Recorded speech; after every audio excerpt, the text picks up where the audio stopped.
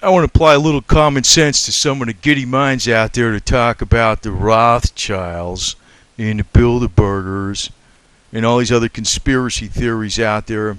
And I know a lot of these things aren't theories. There's facts. There's powerful people that run the world.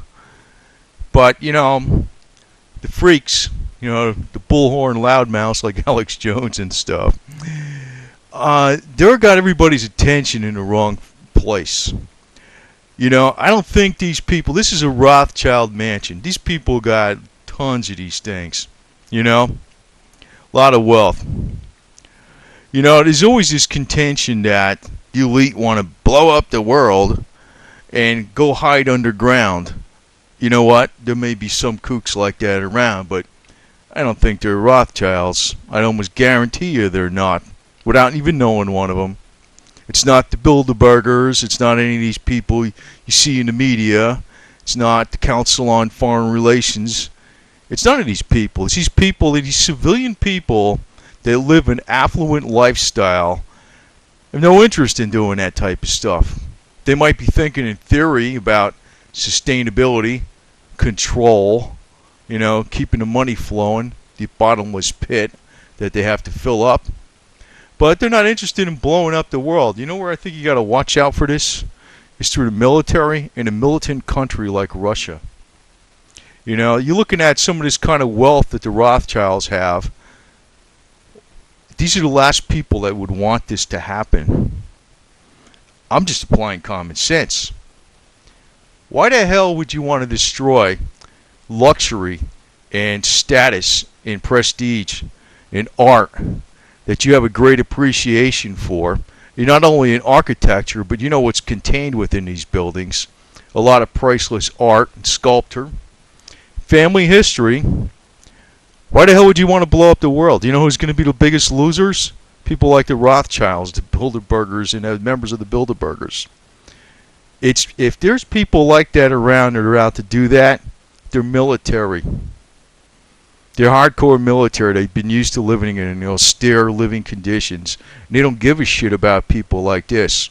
So I'm seeing this big mouth Alex Jones is putting your attention on the wrong people. And one of the most militant countries I've ever seen, in my opinion, is Russia. Russia. That's hardcore run by the military all the way. It's a super organized crime state that's run by the military. They got no interest in seeing the survivability of the Rothschilds.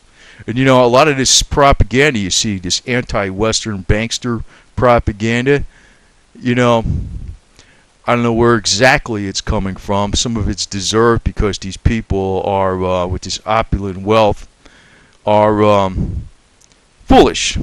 They're foolish because basically they should be getting more wealth. Well, I don't know what the hell their game is, No matter how much, their game is basically they have a bottomless pit, so they're never happy with what they have. I would imagine that's the case.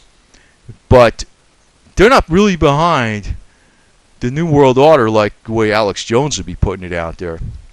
I mean, yeah, there's some stuff about sustainability, control, that type of thing. But as far as actually causing cataclysmic events, with biological weapons, nuclear weapons, and stuff like that, the most opulent people in the West, the banksters and all the established money, they have no interest in doing that. They have no interest in doing it. I know they don't. I'd be very careful of what the military elements might want to do. They could possibly do it. Just applying a little common sense because Alex Jones likes to direct you at the Rothschilds and the Queen of England and all this kind of shit. It's like it's a big scam. The Western elite have no interest in destroying everything. None. It's a game that they want to keep control. I'd imagine that's the case. But I think if you want to find there's any freaks out there that really want to blow up the world, it's going to be within the military.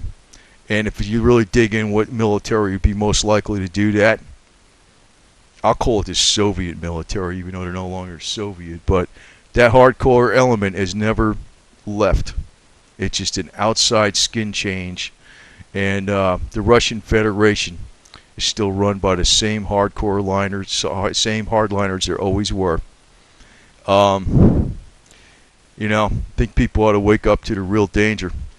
Myself, I'm 110% on the side of the Western elite. 110%. Like for instance, a Rothschild, do you think I'd have anything against them? No. No, not really. Not at all. I don't have anything against the Council on Foreign Relations.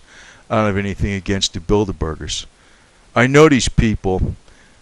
In my common sense mind, it's like a 2 + 2 = 4. It's too simple. They have no interest in destroying what their families have put together for centuries. They have no interest in doing that. There would be other people, though, that can care less about the survivability of the West.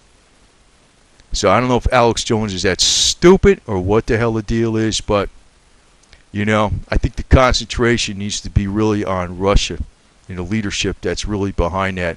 And, Putin's the guy you see out there in the media, but I know anybody that's that busy interacting with the public is not really the one that's really running everything.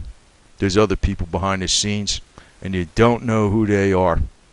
But they're in that FSS or FSB. I know it's called the Federal Security Service, but it's abbreviated FSB. But that's who's really running things in Russia. They have no interest in seeing the survivability of the Western elite, and I'm sure a lot of this garbage that originates against the Bilderbergers, the Rothschilds, and all this type of stuff is coming from them. Just use a little common sense. Put yourself in the feet of the Rothschilds. This is one of your mansions. You have hundreds of these throughout the world. You want to go blow up the world and live in a cave? Doubt it.